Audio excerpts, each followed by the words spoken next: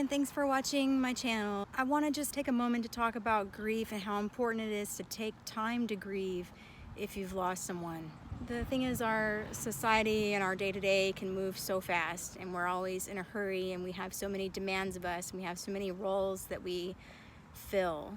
But the process of grief takes time. It also takes a little bit of mindfulness. The sadness can be underlying everything, and you don't even realize it unless you tune into it. It's very important when you are feeling that to tune in and see what it is that you need, or just to feel the feelings. There's a wonderful book called Grieving Mindfully. I can put the link in it to this video, but it talks about the two types of grief, which are acute and relative grief. When acute grief comes, that's what most of us mean when we're talking about grief waves, where it just like overcomes you and it's hard to do anything else.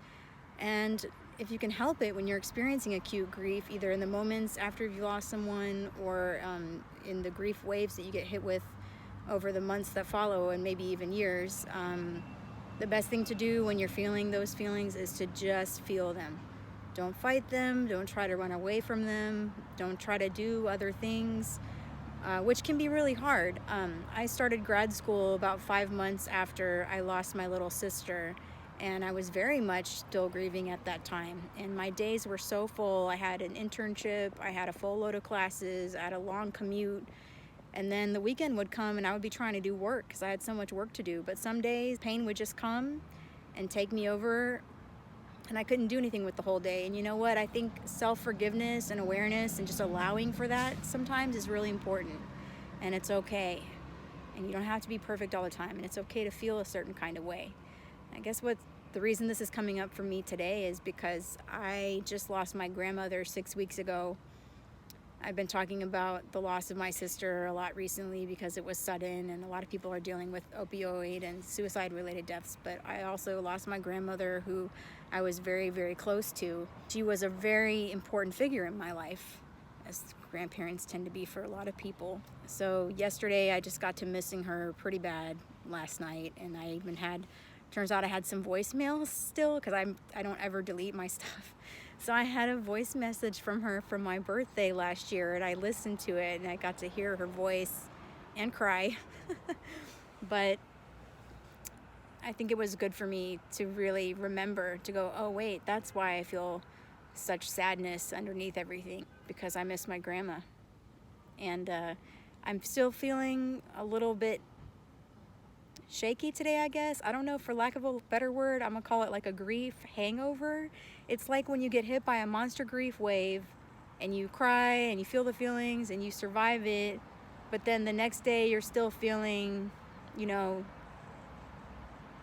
lingering feelings from that. So if anybody's dealing with this, you know what I'm talking about. Let the wave come, acknowledge your feelings, say to yourself, it's okay to be sad. It's okay to miss the person. It's okay. And hang in there. Work on yourself, being present, doing things you need to do when you're in between the waves, so that when they come, you really can pay attention to yourself and take care of yourself. Taking time to grieve is extremely important. And about, like 9 years ago, my father passed away, and my estranged father, so we had not been in contact. He did not raise me. He wasn't in my life very much. But when he died, it hit me really hard, and I had all kinds of feelings to sort out. And I started going to a therapist, and he told me that I was experiencing complicated grief. And one of the things that he told me was to make time to grieve throughout the day. So kind of without using the word mindfulness, he told me to be mindful when the thoughts were coming up about my father, thoughts and feelings, and I was in the middle of the day trying to do something, that I could, touch those thoughts and say to myself, I'm going to come back to that later. I'm going to come attend to that later.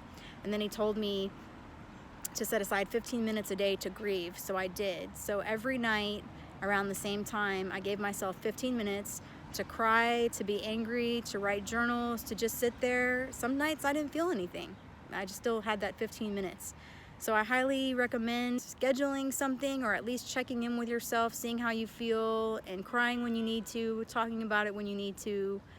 Because what happens if we bury it, or if we act like it's not there, then it's going to come out in other ways that are not productive. It could hurt someone's feelings without meaning to, or cry about one thing when you're really sad about something else, and it can be very confusing. So just make sure, attend to those feelings, make time to feel them. Thanks for listening. I hope it helps. Have a great day.